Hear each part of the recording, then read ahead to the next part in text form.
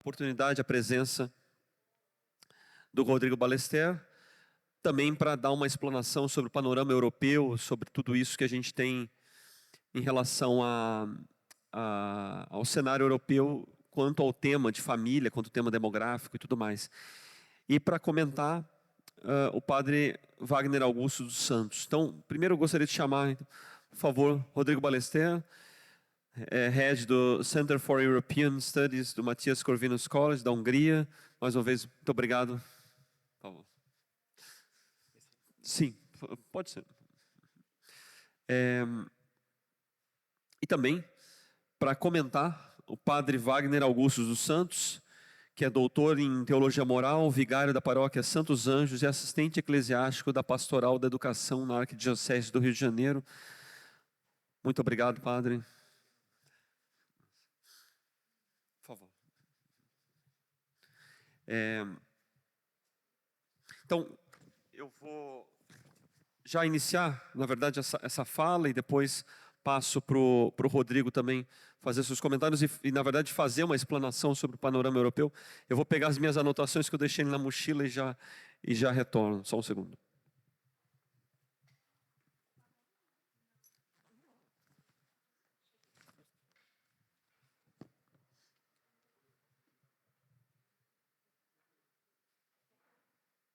Obrigado.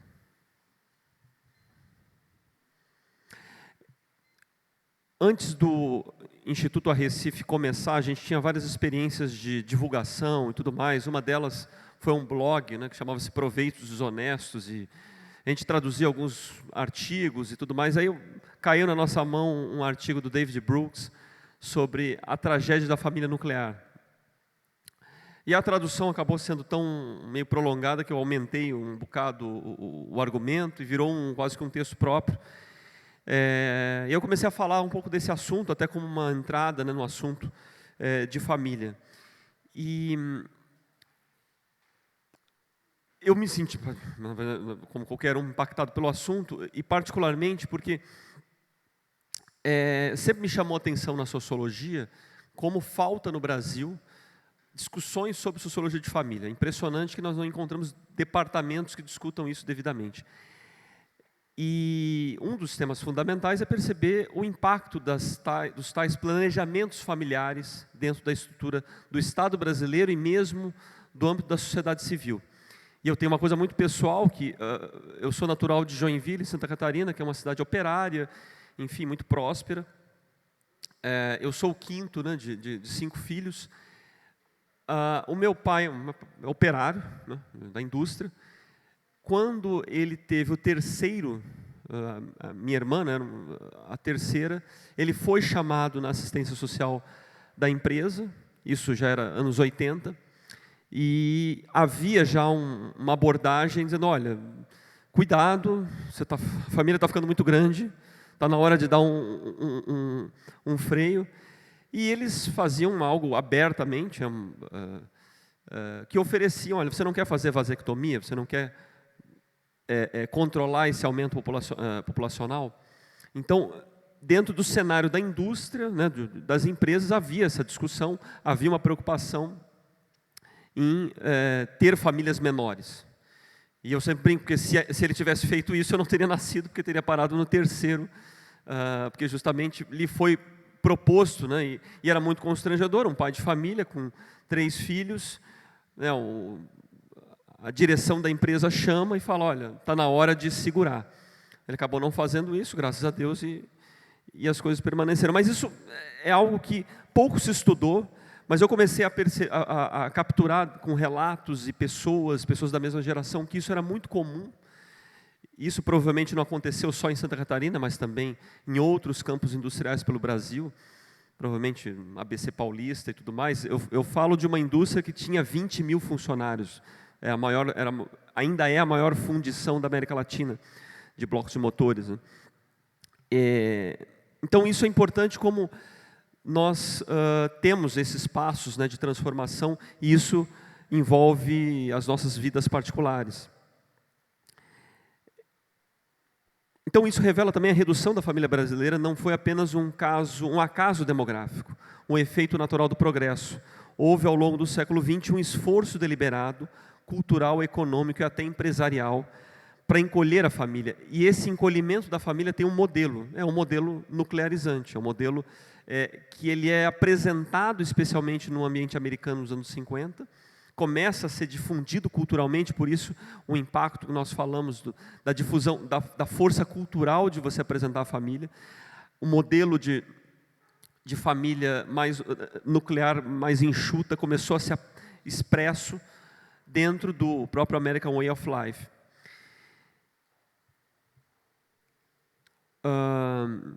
Então aqui, né, o que eu brinquei, quase que eu não nasci, digamos assim, né, justamente por esse cenário, que é uma coisa que deve ter acontecido com muitas pessoas, e muitos que, na verdade, não nasceram, né, e representa essa noção do encolhimento das famílias.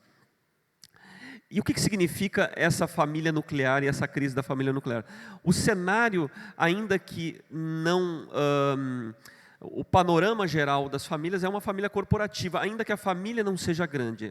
A família ela tem uma corporação, uma rede. Ela se envolve com outras pessoas e outros grupos de apoio. E isso forma uma corporação, uma capacidade de mútuo apoio que, digamos assim, nutre as demandas, as necessidades, né? Então, é uma rede de pessoas de confiança.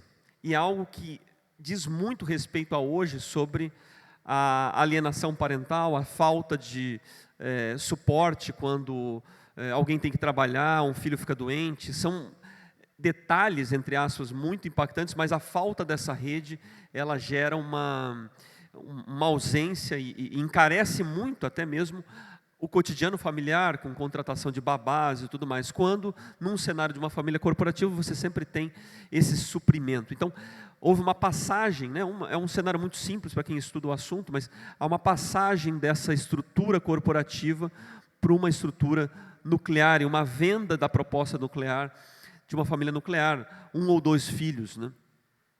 E, como eu disse, isso muito pelo cenário americano a partir dos anos 50.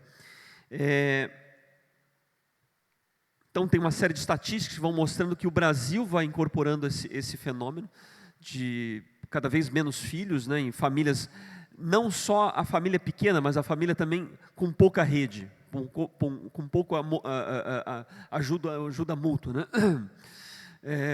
Então, já temos na entrada desse milênio, 16,1% das mulheres terminam a vida reprodutiva sem filhos, 23% dos lares do Rio de Janeiro são unipessoais, a maior proporção do país. O Rio de Janeiro é um laboratório muito importante, o Rio de Janeiro, apesar de não ser capital formal, digamos assim, desde os anos 60, sempre foi um laboratório do país, e foi a primeira metrópole, na verdade, nacional, né, com uma circulação maior. Mas vocês veem como a família corporativa ela era forte. Mesmo no Rio de Janeiro, os dados do censo de 1916, a média do tamanho de uma casa no Rio de Janeiro, que era a maior metrópole do país, naquela época era uma cidade de tamanho, de proporções europeias, né, ou americanas, de tamanho grande, a média das casas era mais ou menos 7 pessoas. Ou seja, você tinha muito mais filhos, mesmo num lugar que as ideias modernas eram mais fortes, todo um cenário modernizante era de maior impacto, né? Então, para entender a crise da família nuclear, é preciso saber que ela foi precedida da crise daquela família corporativa, né? Então, esses dados eles vão apresentando esse cenário. E o Brasil, né, é algo que também está expresso naquela exposição que está ali ao fundo. O Brasil envelhece, é uma das preocupações quanto a essa falta de uma rede de suprimento, de uma rede de apoio. E há 2 fenômenos, digamos assim, pelo menos 2 gatilhos muito fortes que vão impulsionar essa família nuclear. Um é a entrada da mulher no mercado de trabalho. E outro, isso gera uma repercussão cultural muito forte, esse primeiro aspecto. E o outro é um impacto econômico muito grande, né? no artigo tem um dado que um frentista de posto de gasolina, nos Estados Unidos nos anos 50, ele conseguia suprir uma casa com 3 filhos e tendo uma segunda casa sem a esposa trabalhar. Isso em Nova York. Nesse mesmo cenário, você precisa ser um gerente de uma corporação para ter esse mesmo cenário de vida. Alguém ter 2 casas nos Estados Unidos, com 3 filhos. Então, o impacto, o massacre econômico, ele também foi avassalador. Ainda assim, não se compara ao impacto cultural, que é isso que a gente tem discutido aqui, que o Rodrigo trouxe também em relação à Europa e ao que vivemos. Agora, esse fenômeno também do atrofiamento da família tem algo muito significativo, né, que a gente ainda precisa de muito estudo para perceber o volume, a potência dessa transformação, que é o gatilho do divórcio. E isso é uma coisa que é contada. Eu disse que nos departamentos de sociologia no Brasil não se discute família devidamente, ou se discute muito a perspectiva assim, do desenvolvimento da autonomia da mulher, né? Por exemplo, eu tive uma professora que é um best-seller, né, no Brasil, a Miriam Goldenberg. Ela tem livros muito como Toda Mulher Quer Ser Leila Diniz, é uma perspectiva mais assim, da força do feminismo. Mas mesmo do ponto de vista dela, embora ela não seja uma militante feminista, mas ela fala, né, para esse público, ela diz o seguinte: é avassalador o impacto de 1977 do divórcio para entender família no Brasil. Não há como entender, assim, é outro mundo. Ela chega a expressar dessa maneira, né? É um Brasil antes e um Brasil depois, o impacto que teve. Não como uma tragédia individual, separar-se pode ser algo necessário, legítimo, mas como uma mudança jurídica e cultural que reconfigurou o próprio significado do casamento.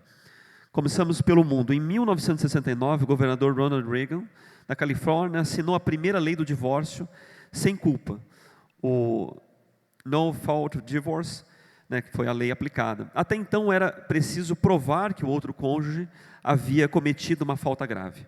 A nova lei substituiu tudo isso por uma fórmula diferenças irreconciliáveis.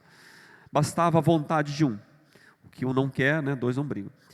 O próprio Reagan, anos depois, diria que foi um dos maiores erros de sua vida política, porque a medida esvaziou o casamento de seu poder de vincular.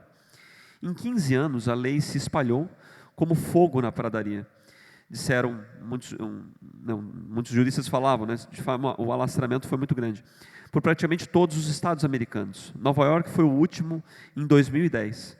A Austrália adotou o modelo em 1975, o Reino Unido em 1969, o Canadá em 86. E uma única geração, em uma única geração, o Ocidente reescreveu o que significava estar casado. O Brasil entrou nesta onda em 1977, com a emenda constitucional número 9, proposta pelo senador baiano, radicado no Rio de Janeiro, Nelson Carneiro. Antes, né, o Nelson Carneiro tem até um livro, né, A Luta pelo Divórcio. Antes disso, o casamento era constitucionalmente indissociável desde 1934. Em poucas décadas, a forma acabada de família nuclear foi praticamente desmantelada. E os números atuais mostram o regime que se consolidou em 2024. O Brasil registrou 428 mil divórcios para cada 100 mil casamentos, cerca de 46 divórcios.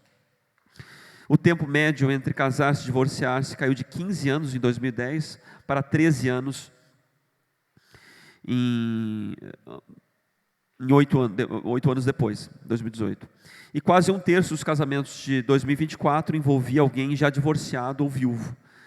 Então, de fato, isso explica, né, esse impacto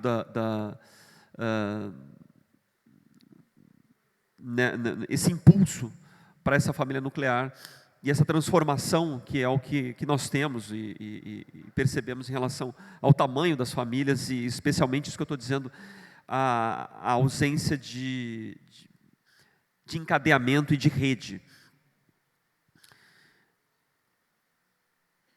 Então, de certa maneira, a própria aposta da família nuclear ela teve uma vida curta, porque como que ela se revela, como isso se revela? pelas próprias carências dessa família nuclear, nas necessidades que se expressam, que batem a porta do poder público, batem a porta mesmo das comunidades, das vizinhanças, dos projetos sociais. Parte dos projetos que existem são de contraturno escolar, por exemplo, ou ações que demandam, né, ou procuram suprir a ausência desse tecido, verdadeiramente. Então, o resultado foi uma sociedade partida em dois. Entre os mais ricos e educados, os padrões continuam quase tão estáveis quanto os anos 50. Isso é uma coisa importante, tanto, né, nessa referência do David Brooks, quanto no padrão de famílias de alta renda, no Brasil e mesmo nos Estados Unidos, ainda há maior adesão a uma família corporativa, e às vezes até famílias maiores, do que entre as classes médias e os mais pobres. Ou seja, é uma moda vendida, né, uma referência vendida para fora, mas não necessariamente ela se aplica em parte significativa da elite, em que há famílias, quando não grandes, mas com uma teia ainda bastante significativa. Até porque é essa teia, é essa rede que consegue sustentar, né, a perpetuidade de negócios, de iniciativas e da força mesmo de uma família. E, na verdade, também há dados importantes. A economista Isabel Swanhill calculou que as diferenças na estrutura familiar aumentaram a desigualdade de renda em 25%. Quem nasce pobre e é criado por pais casados tem 80% de chance de sair da pobreza. Criado por mãe sozinha, tem 50% de chance de nela ficar. A irregularidade familiar talvez seja a mais cruel das desigualdades, porque fere o coração. Eu lembro que uma das primeiras vezes que eu encontrei o deputado Márcio Alberto foi numa conferência na LERJ, em que se falava da delinquência juvenil, e uma das falas que eu acabei quase trazendo, né, para esse evento, que foi muito interessante, da juíza Vanessa Cavalieri, sobre os dados dos menores do DEGASE, né, do sistema prisional dos menores de idade do Rio de Janeiro. E um dos dados que a gente já pressupõe que esse dado existe, né, mas ele é muito permanente ao longo do tempo, que ela trouxe, é que 89% dos menores no DEGASE, nesse sistema, são oriundos de famílias estruturadas, particularmente de mães solteiras. Isso não se dá essencialmente porque a mãe é solteira. Várias pessoas são filhos de mães solteiras, isso não é um problema essencialmente, mas é a incapacidade da família suprir e a família exercer mecanismos de controle, mecanismos de educação, porque muitas vezes uma mãe trabalha o dia inteiro e não tem condições de dar aquela supervisão essencial para uma criança. E aí os efeitos vão aparecendo. Então esse é um dado assim dramático. E eu lembro que isso foi lá mais ou menos 2017, 2018, foi 2019, bem início de 2019 esse. Mas eu lembro que quando me chegou essa palestra, eu estava assistindo, foi perto de um período que eu tinha lido uma fala do ex-presidente Obama, mesmo sendo, né, um democrata. Ele disse uma vez que a maior tragédia dos negros americanos era o fato da maior parte deles terem vivido sem pai. Porque eles também mediam os efeitos dessa desestruturação na população negra americana. Então, como eu disse, né, são dois efeitos, né, tem esse fenômeno todo de uma crise de uma família corporativa, o advento de uma família nuclear, uma proposta de uma família nuclear. No entanto, um percurso um tanto quanto trágico, e a gente traz aqui uma série de discussões, uma série de perspectivas sobre políticas públicas, sobre como suprir as famílias e como reconfigurar esse cenário diante desse quase que mundo despedaçado. Então, justamente porque há agora, né, há algum tempo, ou desde o seu advento, a crise dessa família nuclear. Aí há visões diferentes sobre o ponto que nós estamos, né? Permanecem ainda políticas de controle populacional, toda a questão da sexualidade, mas há uma tensão, algo muito latente sobre os dilemas que devemos enfrentar, como eu falei anteriormente, sobre o envelhecimento da população brasileira. O Brasil já é um país velho e com pouco taxa de substituição. Então a gente tem um grande caminho aí a enfrentar e a perceber as demandas que vão aparecendo sobre a crise dessa família nuclear. E aí o que eu estava dizendo? Há uma visão de que situações que aconteceram recentemente tenham reagregado as famílias. O David Brooks, esse sociólogo americano, ele percebeu isso na pandemia. Na verdade, antes até da pandemia, a crise de 2008 fez com que, como houve uma retração econômica de muitos jovens americanos, muitos foram forçados a voltar para casa. E isso reavivou certos laços, toda uma perspectiva assim, não, o self-made man, qualquer um se vira e já ganha muito dinheiro e se livra, né, dos laços familiares. Ele diz, até por um motivo negativo, digamos assim, que foi uma retração econômica americana, fez com que muitos jovens tivessem que realçar o seu laço com o pai, com a mãe, com a tia, com a avó, até por uma questão de moradia, que foi onde impactou muito. Então ele via isso como algo positivo, talvez um sinal para reagregar e para reaver esse sentido da família corporativa. Tem uma outra linha que não vê isso de forma muito positiva, que isso não é tão concreto, na verdade, não se recupera essencialmente. Não é assim que a gente recupera essas redes, até porque elas são situações voláteis. A economia pode voltar a crescer e essa propensão de vínculo não se manter. Então, eu também acredito que isso é frágil, essa visão positiva, né? De certa maneira reapareceu por outro. Na verdade, foi paradoxal o que aconteceu na pandemia, né? Havia uma necessidade emocional de reencontro, mas havia quebras assim chocantes, né? Como pessoas que não podiam se ver e aquele impedimento de contato e tudo mais. Mas o fato é que é latente essa demanda por um rompimento dessa nuclearização, uma demanda sendo por ajudas mútuas e tudo mais, e é um dos caminhos a serem enfrentados pelas políticas públicas, por tudo aquilo que devemos discutir aqui e para além. Então, esse foi um panorama, assim, eu acho que histórico comum, não só brasileiro, e não só americano, mas ocidental de forma geral.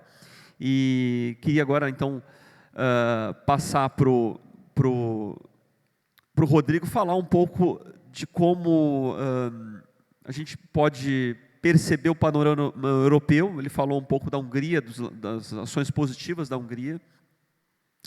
Se faz sentido nesse cenário da crise da família nuclear, também como surgem essas demandas de família corporativa e de ajuda mútua no cenário europeu, e quais são as perspectivas, não só na Hungria, mas também nos demais países. Enfim, Rodrigo, fica à vontade para continuar um pouco do que você estava falando e, em seguida, o padre Wagner comentar as nossas falas. Acho que você tem.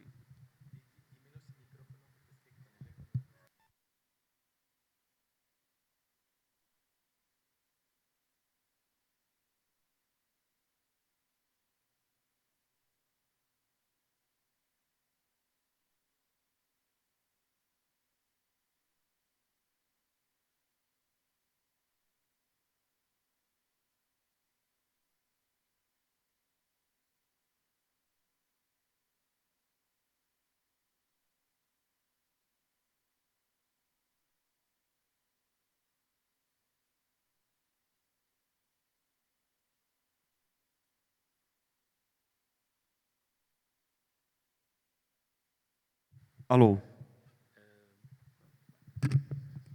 Gracias. Muchas gracias, Luis. Voy a seguir en español como esta mañana, hablando despacito. como la canción. Em, eh, yo creo que, Luis, a mí al menos me has dado buenas noticias con esta presentación, porque la situación en Europa es peor, es francamente peor. Entonces es como si Europa tuviera 30 o 40 años de adelanto sobre la situación actual de Brasil. Ahora mismo Brasil tiene una tasa de fecundidad que es igual a la de Hungría, salvo que vosotros en Brasil vemos cómo está decayendo y en Hungría está subiendo para alzarse en ese 1,55 cuando en el fondo querríamos tener más. Pero según lo que has expuesto, veo también que el concepto de familia, la permanencia de la familia tradicional es mucho más fuerte en Brasil que en Europa, y sobre todo en Europa occidental. Es importante que vosotros entendáis la diferencia que hay entre Europa occidental y Europa oriental. Tenemos dos Europas dentro de Europa. La Europa más desarrollada, que nunca conoció el comunismo, etcétera, que es Francia, Bélgica, Holanda, España, Italia, que es la Europa problemática. Y luego tenemos una Europa más conservadora, más pujante, por así decir, es una más dinámica y con las ideas más claras. Esa es Europa oriental, como Polonia, Hungría, Bulgaria, Rumanía, etc. Es decir, que el paradoja es que los antiguos países comunistas hoy en día son mucho más lúcidos y son mucho más dinámicos y están más apegados a su continuidad y a sus tradiciones. Entonces, ¿cuáles son los países donde el concepto de familia está hoy dinamitado? Pues son los de Europa occidental. Por ejemplo, en España hay una ley que reconoce varios tipos de familia.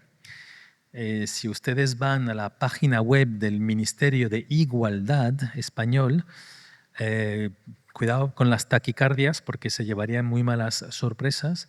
En el Ministerio de Igualdad de España verían diferentes tipos de familias, es lo que llamamos la ideología interseccional, es decir, mezclar géneros, orientaciones sexuales con migraciones, mezclarlo todo. Y para que al final creo que tenemos como 12 o 14 tipos de familias en la ley española. Que España es desgraciadamente, infelizmente, es un ejemplo paradigmático de la decadencia intelectual, moral y social del concepto de familia. Como decía antes esta mañana en mi presentación, en España hoy en día tenemos más perros que niños. Es lo que llamamos, de hecho, los perrijos, ¿no? Los perros que se consideran ya casi como hijos. Y es una perversión absolutamente decadente. Y luego hay otros países como Holanda, por ejemplo, en el que hay una cultura rainbow, una cultura arcoíris, LGBT muy, muy desarrollada. Y entonces, incluso países donde se permite lo que llamamos la subrogación, ¿no? Es decir, que imagínense dos hombres que van a comprar, literalmente comprar un hijo pues, por ejemplo, con una madre que está en Ucrania, le pagan 20.000 euros. Es decir, que es un negocio sórdido, absolutamente sórdido, y que también existe, por cierto, en América, en Estados Unidos. Y entonces, esa es más bien la perspectiva y sobre todo que, como os decía también esta mañana, las instituciones, las organizaciones europeas empujan muchísimo en esa dirección. Y ya sé que a vosotros lo que hace la Unión Europea os queda un poco lejos, pero el mensaje es tened mucho cuidado con las organizaciones internacionales, porque vuestra organización de Estados americanos, que está tan lejos, que parece que no os afecta, es una fuente de ideología antifamilia. y recién ahora empiezan a organizarse la sociedad civil conservadora para frenarla. Pero durante años esas organizaciones se han transformado en organizaciones activistas, militantes, que a través del derecho, de las sentencias, de la jurisprudencia de la Corte de San José, de las declaraciones internacionales, poco a poco, con mucha paciencia, han dinamitado todos los tejidos tradicionales, incluido la familia. Y una vez más, si queréis conocer el futuro, os podéis fijar en Europa occidental. Podréis ver tasas de natalidad muy bajas, como en España. Podréis ver tasas de aborto muy altas, como en Francia. En Francia es una gravidanza, un embarazo de 5 termina en aborto. 1 de 5. Aparte de la infamia moral que eso supone, es que es un lujo que además una Europa tan envejecida no puede permitirse.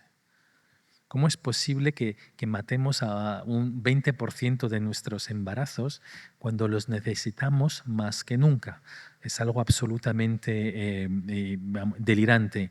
Luego también, si queréis ver el futuro de las pensiones, los idosos, bueno, en España o en Francia ya estamos en ese momento de que el sistema de pensiones ya no es sostenible. Ya no es sostenible. Es decir, que se ha convertido en una pirámide de Ponzi.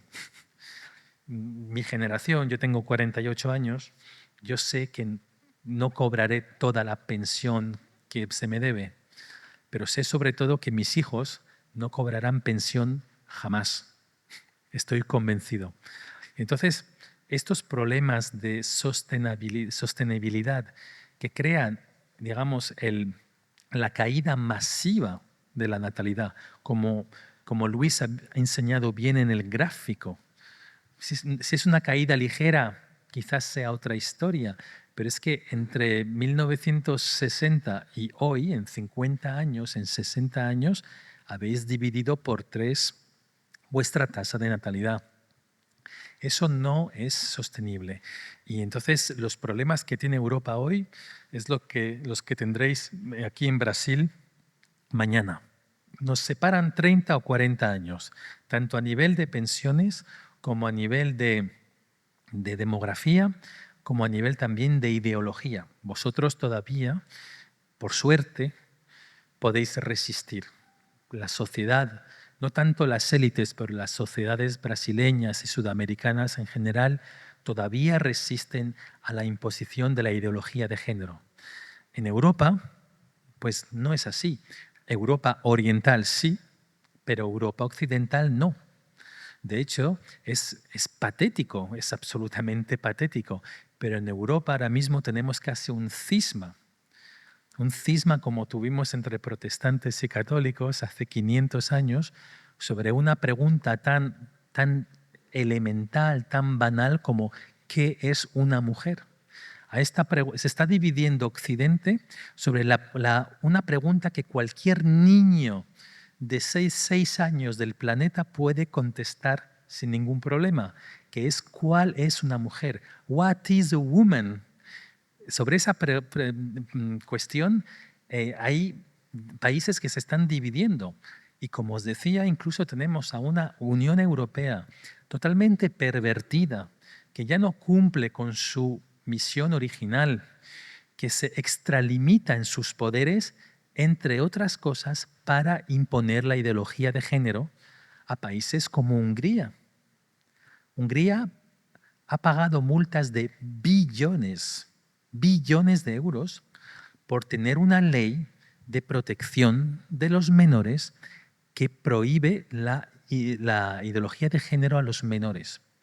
Y por esa razón, Bruselas, la Unión Europea, ha confiscado billones de euros a Hungría, que luego, por cierto, ha tenido un efecto electoral también, ¿no? Es decir, que es intervencionismo electoral a través, digamos, de esa ideología completamente elitista, impuesta de arriba hacia abajo, que no cuenta con el visto bueno de la gente, al menos en muchos países, y que al final se está convirtiendo en un fanatismo, pero un fanatismo cretino, un fanatismo estúpido, porque estamos dividiendo al mundo occidental sobre cuestiones que son absolutamente de lógica pura y de basta con tener ojos para saber lo que es una mujer, lo que es un hombre, basta con estudiar 1 hora de biología para saber lo que es una mujer y lo que es un hombre. Y entonces, cuidado con estas ideologías que vienen de arriba hacia abajo. Y el combate contra estas ideologías, para neutralizarlas, vosotros estáis a tiempo de hacerlo. Tenéis, gracias a Dios, 30 o 40 años de retraso providencial. Menos mal que tenéis ese margen para reaccionar. Porque si no, al final, imagínense un país como Brasil, que se parece a Bélgica, que se parece a Holanda, que se parece a la España de Pedro Sánchez, ¿no? Esta España hiperprogresista, hiperideologizada, en la que hay 14 tipos de familia, en que unos adolescentes de 16 años pueden amputarse el cuerpo porque se identifican con el otro sexo, sin el permiso de los padres, en la que los animales están más protegidos que los embriones o los fetos por nacer. Ese occidente distópico existe ya. Entonces, basta con fijarse en esos países para tomar conciencia de la magnitud del problema y sí, que estáis todavía a tiempo de reaccionar. Y eso entonces, repito, tanto a nivel jurídico como a nivel ideológico, como a nivel de sostenibilidad de las pensiones, como a nivel ideológico.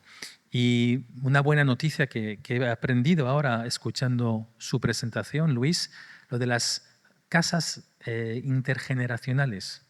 Bueno, eso es algo que probablemente en Brasil podáis hacer y es una muy buena noticia. En Europa occidental al menos sería quizás demasiado para el egoísmo ambiental que existe en esos países y algunos ya están como casi felices de suicidarse, casi felices de diluirse en la ideología, diluirse en la inmigración, diluirse en el egoísmo, el mirarse el ombligo, que es lo único que saben hacer, y diluirse, claro, en los millones de perritos y de gatitos y de hámsters y de tortugas que van a tener, y creando también, eso es un problema muy moderno que tenemos ahora en Europa, y que, cuidado, es muy importante, el problema de la soledad. Soledad, estar solos, encontrarse solos. En Francia, por ejemplo, están obsesionados con la canícula. Hace mucho calor ahora en Francia. ¿Y por qué? Porque están obsesionados con el cambio climático, pero también porque la última vez que hubo una canícula, en 2004 o en 2002, miles de personas ancianas murieron solas y las autoridades solo se dieron cuenta después de varios días, porque llevaban años viviendo solas.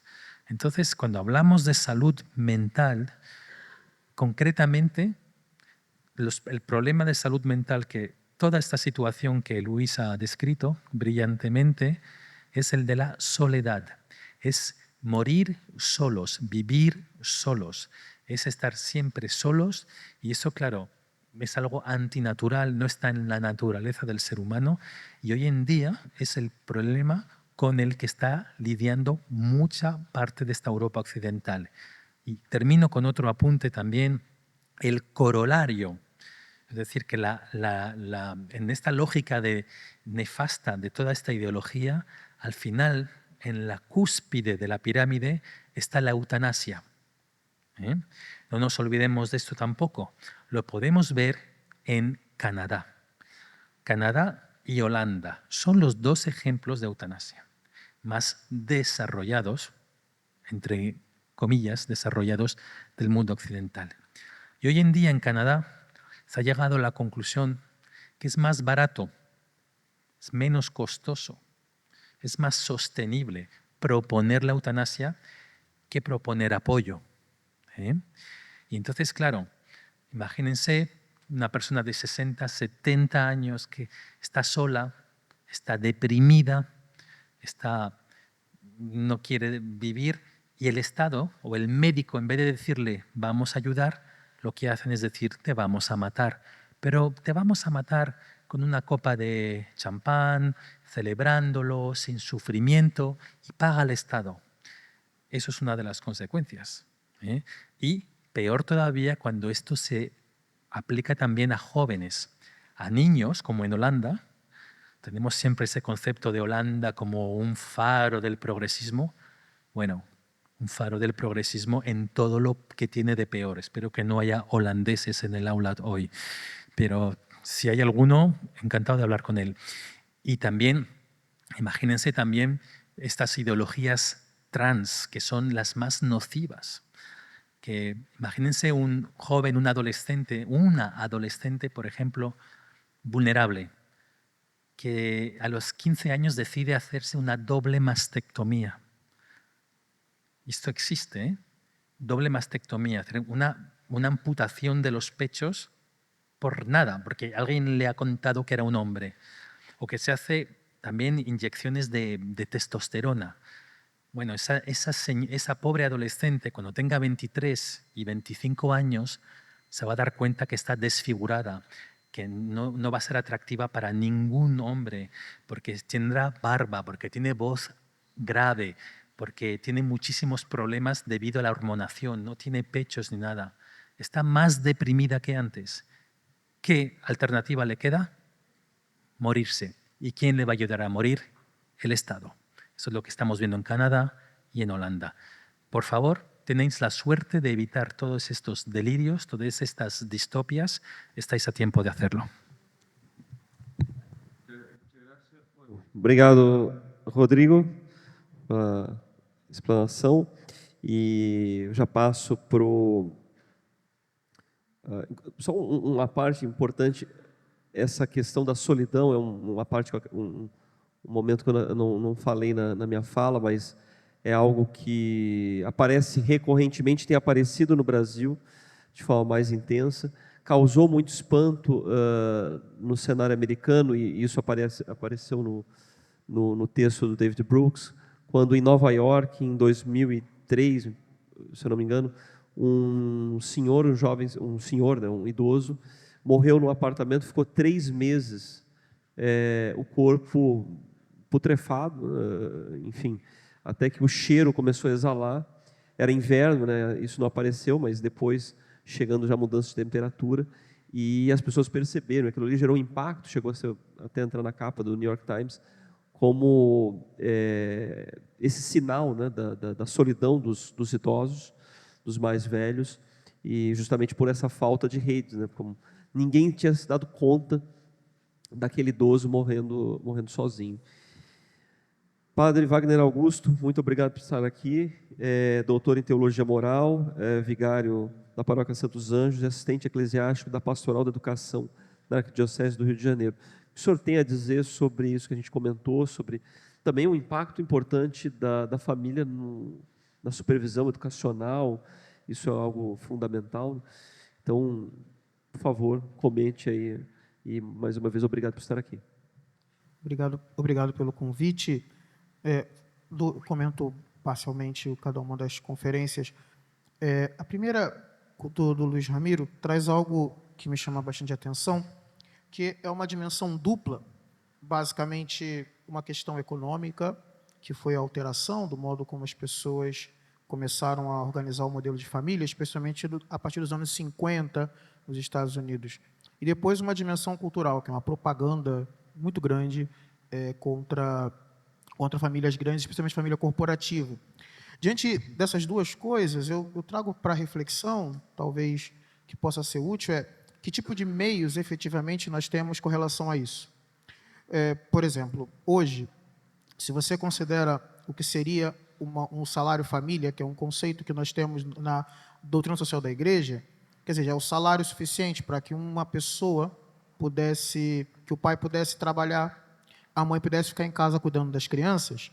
E se você considera isso hoje, a partir do quanto que é o valor básico de uma cesta básica em São Paulo, esse valor seria R$8.000, o que é 4,5 vezes o valor do salário mínimo.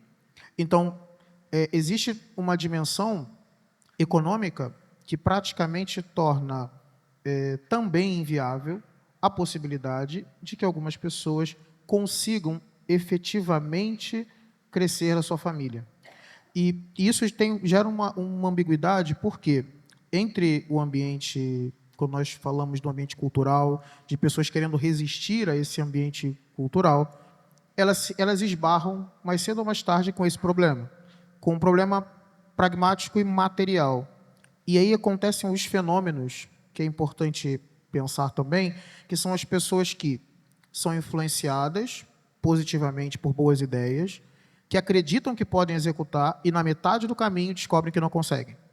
Isso gera um impacto que é a dimensão econômica. Uma política que poderia ser pensada é tentar entender o que seria necessário para a economia do Brasil conseguir efetivamente pagar um salário família. Que tipo de legislação seria necessário apresentar para que o salário família seja aplicado no Brasil? E não sei sequer do Brasil, mas, por exemplo, regionalmente falando, por exemplo, a cesta básica no Ceará é R$850 aproximadamente para uma pessoa, mas em São Paulo é 950, pois cogitar a espécie de uma renda básica nacional poderia já ser um baita problema, porque você faria com que algumas pessoas não conseguissem dar conta da própria vida. É simples, se o salário mínimo se para 2 pessoas custa mais salário mínimo, a mulher tem que trabalhar. É inevitável. Agora, quais são as contas econômicas? Para isso se resolver, eu não teria nem ideia, porque eu também não sou economista, mas do ponto de vista da doutrina social da igreja, seria importante lutar por essa questão do que a gente chama de salário-família. Depois, essa questão do salário-família também tem uma consequência política para o segundo ponto, que é o elemento cultural. Basicamente, quando nós falamos em problema cultural, eu estou falando de pessoas que estão exercendo o direito da palavra e de pessoas que estão ordinariamente ensinando outras.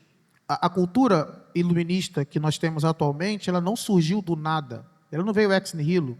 A cultura iluminista tem uma origem direto na capacidade, na expansão da universidade dentro de um país.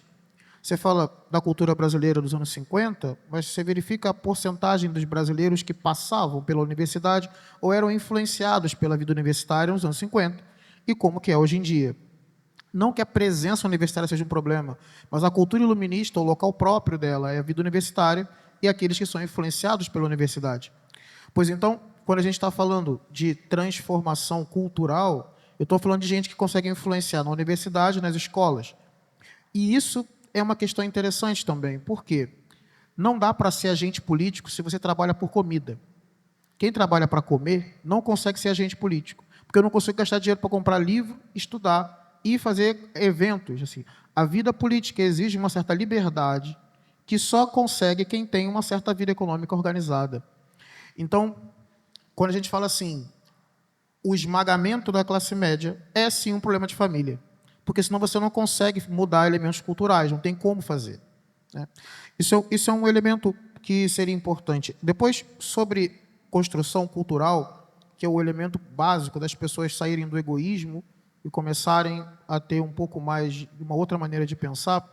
Por exemplo, agora mesmo o Rodrigo nos ha dicho que em Hungría estamos com as taxas que se desarrolla aumentando, ¿correcto? Y que ahora en Brasil tenemos lo mismo, pero bajando. La cuestión es, ¿qué ha pasado en Hungría para que estuviera claro a todos que se pudiera desarrollar la tasa de natalidad? Me parece que fue un trabajo cultural. Bueno, han pasado un tiempo grande con los socialistas y esto, claro, ha dejado claro a las personas que las ideas iluministas, en estas ideas progresistas, serían un gran problema. Esto me parece que era percibido. Pero esto es también un trabajo cultural de personas que utilizan mucho de la palabra. No lo sé cómo es la actual situación económica de Hungría, pero es necesario un buen número de personas que puedan consumir inteligencia para que una cultura pueda cambiar. Y también, bueno, que pueda construir universidades grandes científicos para esto. Según me parece, no es posible tener una actuación de un cambio cultural fuerte sin que hubieran personas que puedan consumir palabra. Y esto aquí mismo en Brasil me parece ser un problema sobre este aspecto. Depois, o outro elemento que falamos sobre o envelhecimento e também sobre a questão do divórcio, também me parece ser uma questão que envolve algo mais de dimensão cultural também. E esses tópicos, eu diria que tem algumas maneiras possíveis de fazer coisas. Uma delas, eu diria que é exatamente a capacidade de gerar escolas católicas. Eu cito católicas, mas não necessariamente católicas, escolas com valores familiares, que tenham capacidade de ser influentes dentro da sociedade onde está. Sem essas influências diretas, me parece que seria praticamente inviável cogitar uma reação efetiva, né? Uma reação efetiva no longo prazo, né? Eu acho que basicamente seriam esses os apontamentos que eu diria. Uma última coisa, antes que eu esqueça. Sobre a família corporativa, existe uma coisa especialmente útil. Perdeu-se a compreensão de ser membro de uma história. Então, por exemplo, aquelas ideias de fazer uma espécie de genealogia e a valorização das genealogias seria um método muito útil para recobrar a noção de família corporativa. Eu sei que tem gente que faz genealogia hoje em dia, mas seria fundamental, especialmente o modo de contar a história do Brasil, o modo de contar a história de onde se está, e incentivar as pessoas a conhecer a genealogia. Por quê? Quando essa pessoa tem compreensão de que ela está dentro de uma história, que ela precisa executar alguma coisa, há razões para ela começar a pensar em construir algo para o futuro, que é um elo na história, né? Talvez pudesse ser um método interessante. Isso é uma coisa que culturalmente não é tão difícil de fazer. Alô, Padre Wagner, muito obrigado. Esse comentário é importante. Tem uma coisa que eu também acabo falando, uma fala maior, né, sobre essa questão da crise da família nuclear. Algo que se fazia outrora, algumas famílias, é escrever o livro de família, que é mais ou menos uma forma de escrever também uma genealogia. E é algo muito interessante que, quando você se depara com esse tipo de obra, que muitas vezes ela transcende, né, o circuito familiar, há uma explicação. Por que fulano foi para determinado lugar? Por que criou uma certa trajetória? Eu me deparei recentemente com um livro que é maravilhoso sobre a história de Treze Itilhas, que é uma cidade, parece uma cidade de Boneca, né, no interior de Santa Catarina. E é uma história assim, de uma beleza, porque era um ministro austríaco, pai de 13 filhos, ministro da Agricultura, do governo Dollfuss, que vai para o interior do Brasil, interior de Santa Catarina, aquela época do litoral da capital Florianópolis até Treze Itilhas, era 13 horas para você chegar a Treze Itilhas. E ele funda a cidade, uma cidade de colonos austríacos. Isso era antes do Hitler assumir, era o Dollfuss ainda. Ele percebe que tem alguma coisa estranha que ia acontecer. Um ministro de Estado sai da Áustria para fundar uma colônia, católico, morre de modo assim heróico, quase santo, salvando pessoas numa enchente. De uma heroicidade. E ele conta por que ele fez aquilo. É praticamente um livro de uma história de família, né? Então você tem uma história ali da cidade, de uma colônia e de uma trajetória, uma história do mundo, na verdade, porque não era qualquer pessoa, era um ministro de um dos países mais importantes do mundo, contando a sua trajetória. Digamos assim, sendo um pouco assim ousado aqui nessa nossa fala, eu vou comentar o comentário e também algo para o Rodrigo aproveitar.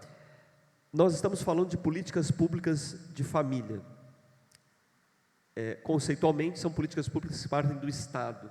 No entanto, a gente tem falado de subsidiariedade. Não há como falar de subsidiariedade sem a doutrina social da igreja, sem as lições da igreja, até porque a igreja entra como um colchão aí nas relações entre indivíduo e Estado.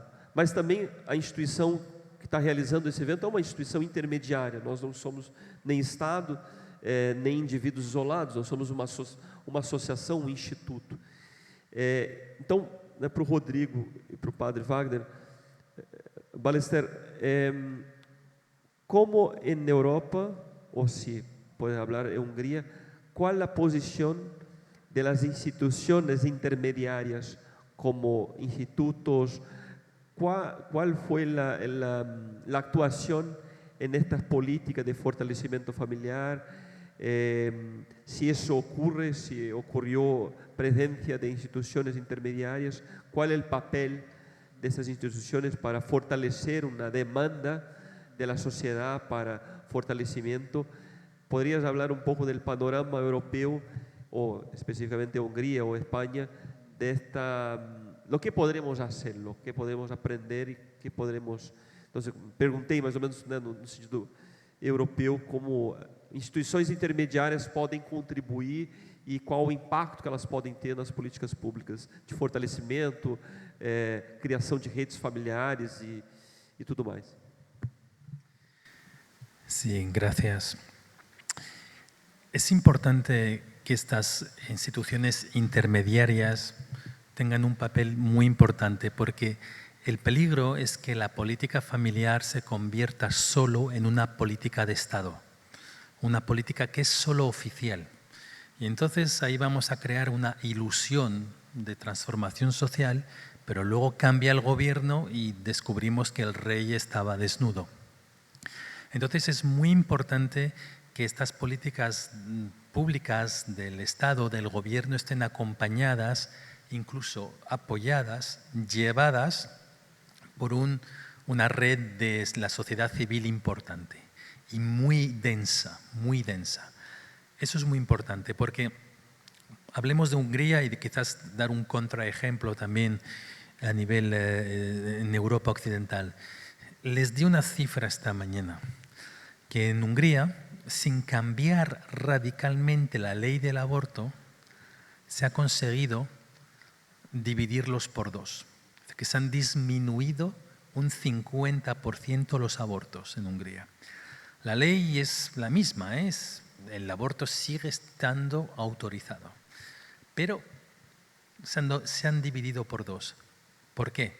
Pues porque el Estado ha jugado un papel, pero también asociaciones, ONGs, que acompañan a las madres y que van a decir a las madres: piénsatelo, te podemos ayudar. Y entonces esa cifra, que es positiva, dividir por dos los abortos es algo positivo, pues se ha conseguido también, sobre todo, gracias a esa red de asociaciones muy activas que han acompañado y han convencido a muchas madres de no abortar, y cuando no han abortado las han apoyado materialmente y moralmente, emocionalmente también. Entonces es importante también el papel de las iglesias.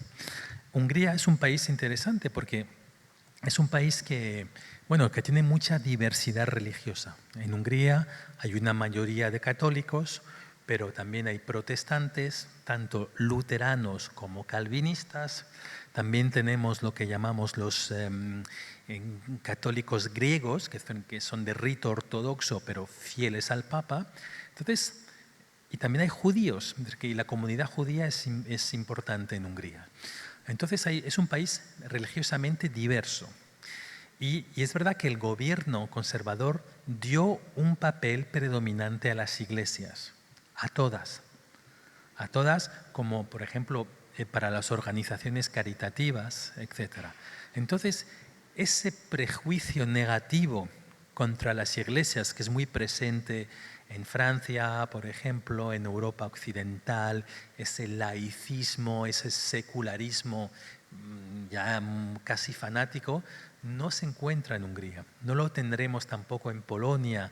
Polonia es un país muy católico y la Iglesia tiene un papel. Rumanía es un país muy ortodoxo y la Iglesia tiene también su papel. Entonces, es esencial también dar esa representatividad a las comunidades religiosas. El secularismo exagerado, el secularismo fanático es también parte del problema. Y entonces, esto tiene que ser un trabajo de equipo. No podemos dejar que el gobierno solito, cumpla la función de devolver el apetito familiar a una sociedad. Es más bien lo contrario. Este apetito tiene que devolver de abajo hacia arriba. Las familias, hemos repetido, que son la célula de base de la sociedad y también tienen que ser el inicio de esta revolución familiar, ¿no? No esperemos todo del Estado, no esperemos todo de los subsidios, de las desgravaciones fiscales, de las políticas públicas, de los préstamos para comprar una vivienda. Eso es importante, pero si no tenemos ese cambio cultural, entonces esos esfuerzos serán más bien superficiales y necesitamos de verdad cambiar la mentalidad. Y eso es algo que las familias, predicando con su ejemplo, y las organizaciones hacen mejor que el Estado. Entonces, seamos prudentes.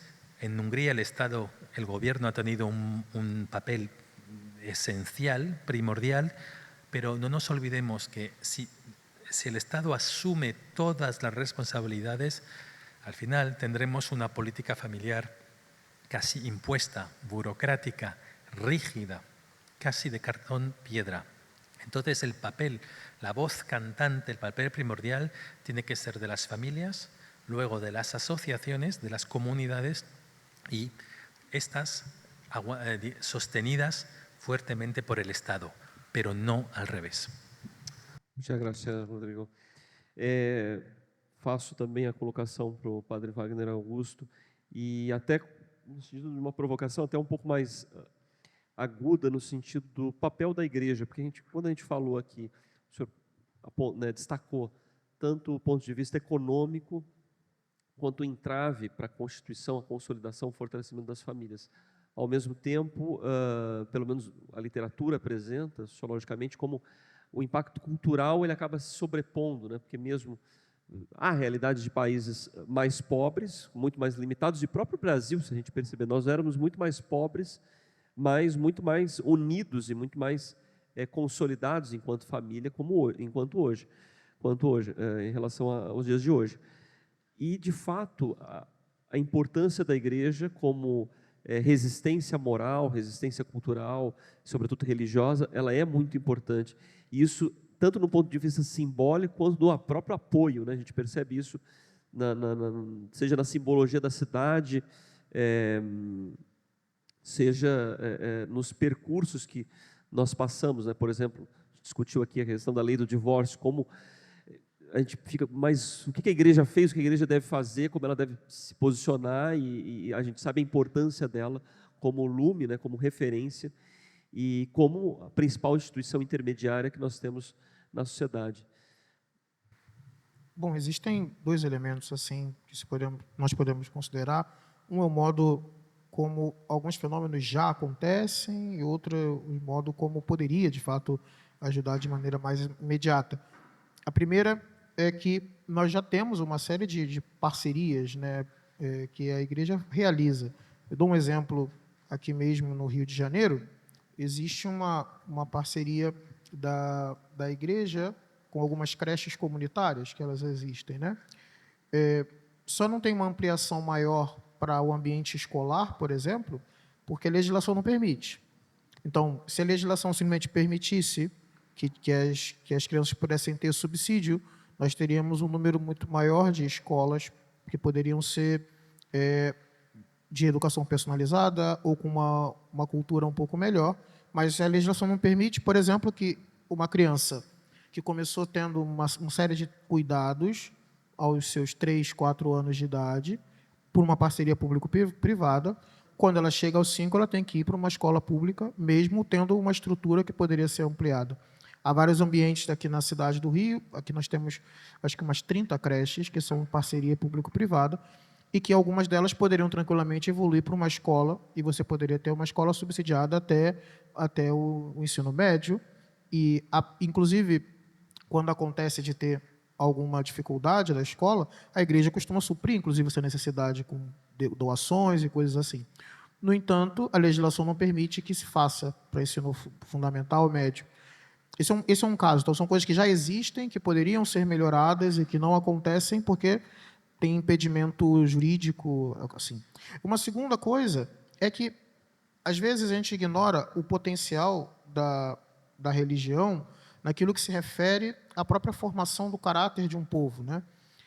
Quando eu estou falando sobre a formação do Brasil, do interior do Brasil, eu chego em 1920, 1930, são salesianos que estão entrando no interior do Brasil. Então, quando a gente está falando sobre a unidade de língua, a unidade de certo elemento cultural, é muito difícil conceber a história do Brasil separada da ação da igreja na sociedade. Então, e boa parte dessas ações não foram feitas com intenção social, foram feitas por uma razão pastoral mesmo. Então, existe uma demanda de caridade e você cria uma Santa Casa de Misericórdia. E daquilo ali você acaba criando uma rede de hospitais, e daí nasce um cemitério. Então, existe uma contribuição social da igreja que nasce não por uma intenção social em primeiro lugar, política, diria, mas pelo próprio modo dela existir, como instituição preocupada com a caridade, instituição preocupada com o bem do próximo. E sobre esse aspecto, isso é muito possível, sobretudo naquilo que se refere a uma formação moral e personalizada, né? Existe uma característica própria, quando falamos sobre a Igreja Católica especificamente, que é o fato de, na história humana, e a Europa é um bom exemplo disso, do quanto que esse modo de educação cristã conseguiu transformar povos inteiros, né? Então, existe um modo que a Igreja Católica da história do mundo fez para ensinar e comunicar uma vida ética que conseguiu basicamente formar boa parte da civilização ocidental. Então, não é tanto algo de um projeto diferenciado, é ela ser quem é. Isso já seria suficiente. Agora, do ponto de vista mais direto, aí eu diria que seria importante que alguns entraves não existissem mais. Muito obrigado. Vamos agora, então, para um intervalo, 10, 15 minutos. A gente volta, então, 3h35, 3h30, para a mesa 2, iniciativas legislativas, políticas públicas de família e fortalecimento familiar.